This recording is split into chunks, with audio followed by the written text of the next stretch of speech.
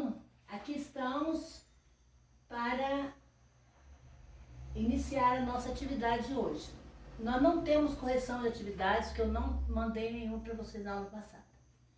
Hoje nós vamos iniciar o capítulo 11 do livro, que fala sobre o primeiro reinado, que nós até agora falamos, né, sobre a chegada da família real, né, e agora nós vamos falar sobre a ida de Dom João para Portugal, e agora nós vamos falar como Dom Pedro I ficou governando o Brasil.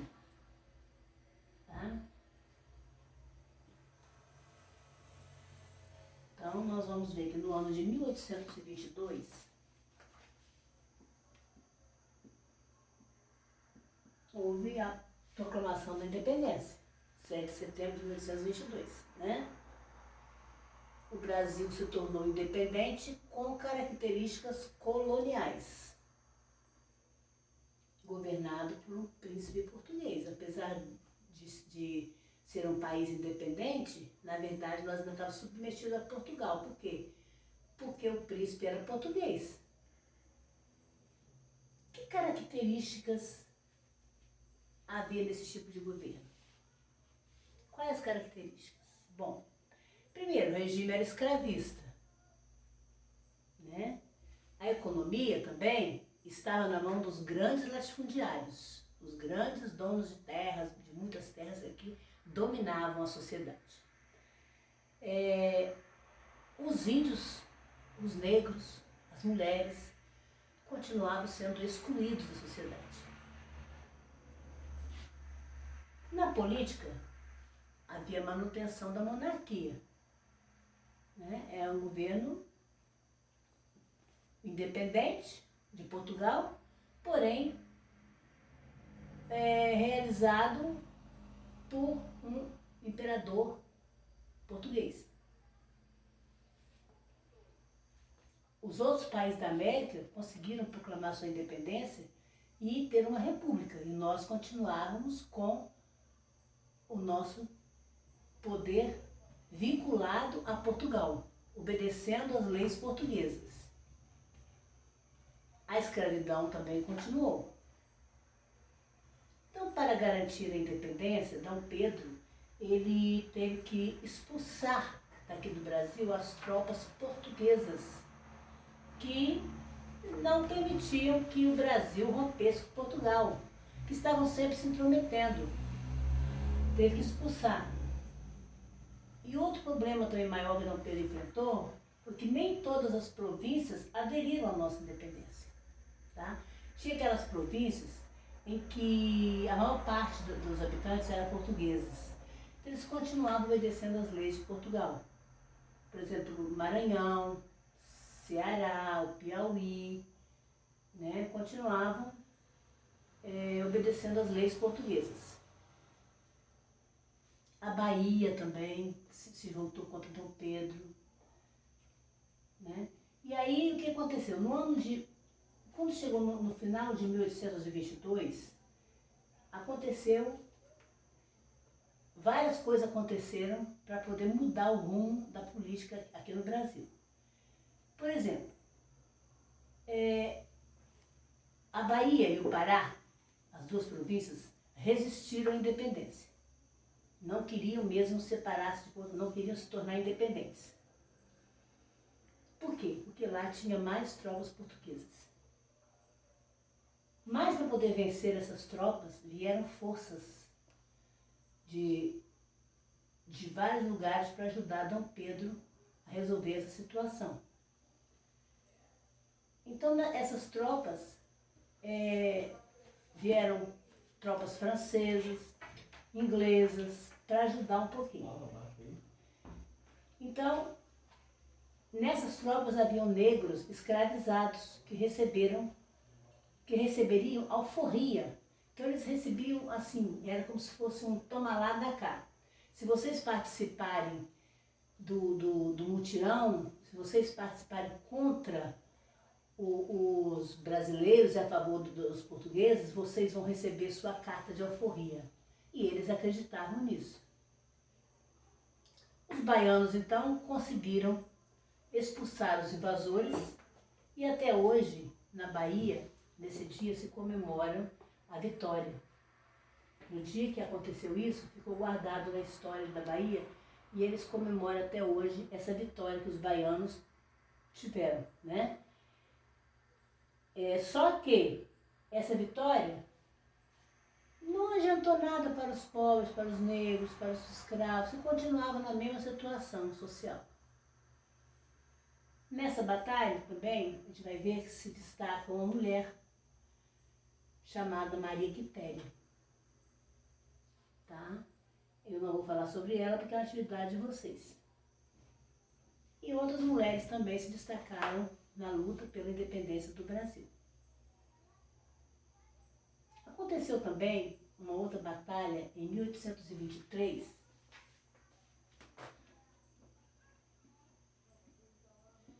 que foi a Batalha do Genipapo.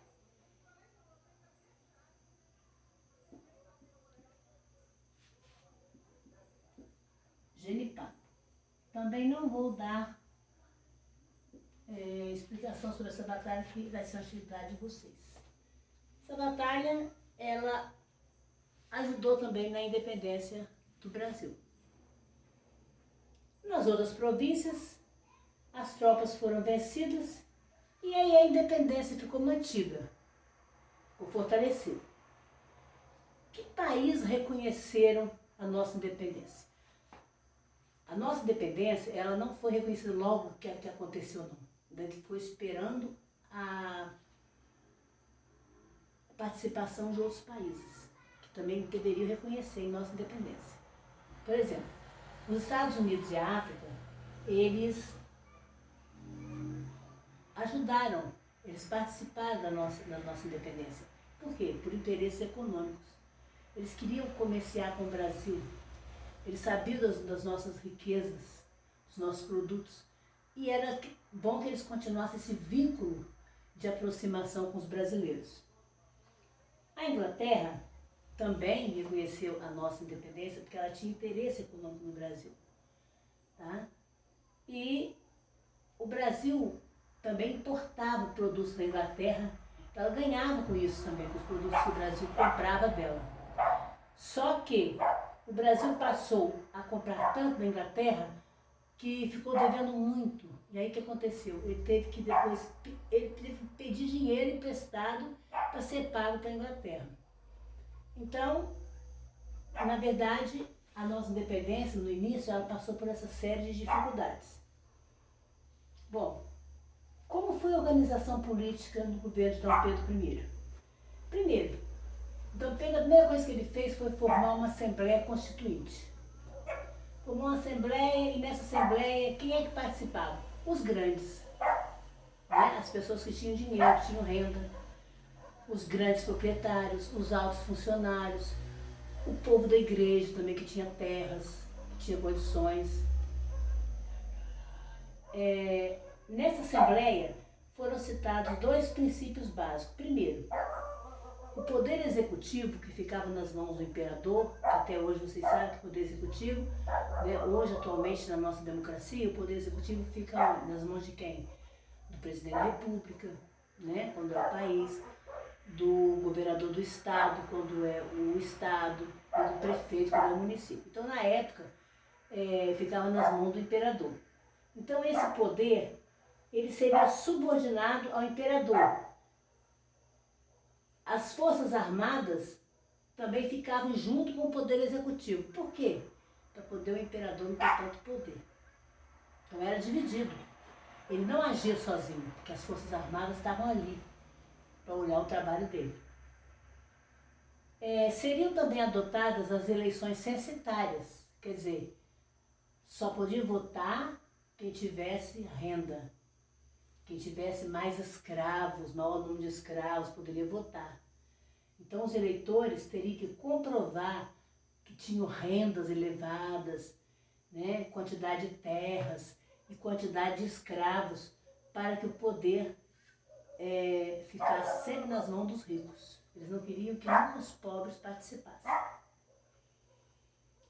Dom Pedro ficou receoso, ficou com medo de que o seu poder fosse limitado. Então ele resolveu fechar essa Assembleia Constituinte. Fechou a Assembleia, mas no fechamento dessa Assembleia houve a prisão de deputados, né? Alguns deputados foram presos, outros foram exilados daqui do país. O imperador se juntou aos portugueses. E aí o que aconteceu? Ele vai fortalecer, quando ele se junta aos portugueses, foi um dos motivos da impopularidade de Dom Pedro I aqui no Brasil. Foi ele passar a se unir aos portugueses. Então ele caiu muito na valorização dele aqui no Brasil, porque o povo, né, pediu tanto a ele que ficasse no Brasil, que ajudasse o Brasil, e agora ele se une novamente aos portugueses. Bom, então ele derruba a Constituição e forma um Conselho de Estado. E é isso que a gente vai ver na próxima aula. Como foi formado esse Conselho de Estado? Bom, vocês vão fazer uma atividade para a próxima aula, para o dia 4 de novembro. Preste atenção.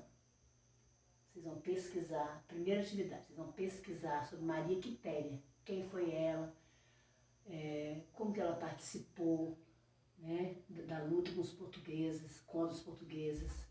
Então vão explicar direitinho na pesquisa que vocês vão fazer. Depois vocês vão pesquisar sobre a Batalha do Genipapo, quais as causas dessa batalha, onde que ela aconteceu, quem foi que participou, quais as consequências. Número 3. Na Constituição Imperial criada por Dom Pedro I, aparecem alguns termos que quero que vocês procurem o significado, que vem a ser outorgar, sancionar, vetar. Depois vocês vão responder quais as vantagens e desvantagens dessa Constituição que Dom Pedro criou, já no final do seu mandato. Quais vantagens que ela tinha e quais as desvantagens. E quais as atribuições do poder moderador. O poder moderador era um quarto poder, que na verdade surgiram os 3 poderes, que foi até lançado por Montesquieu, né? Os 3 poderes para reger o governo, executivo, judiciário e legislativo. E aí foi criado um outro poder no governo de Dom Pedro, que foi o poder moderador. Qual a atribuição dele nesse poder? Tá? Então só isso aí, até a próxima.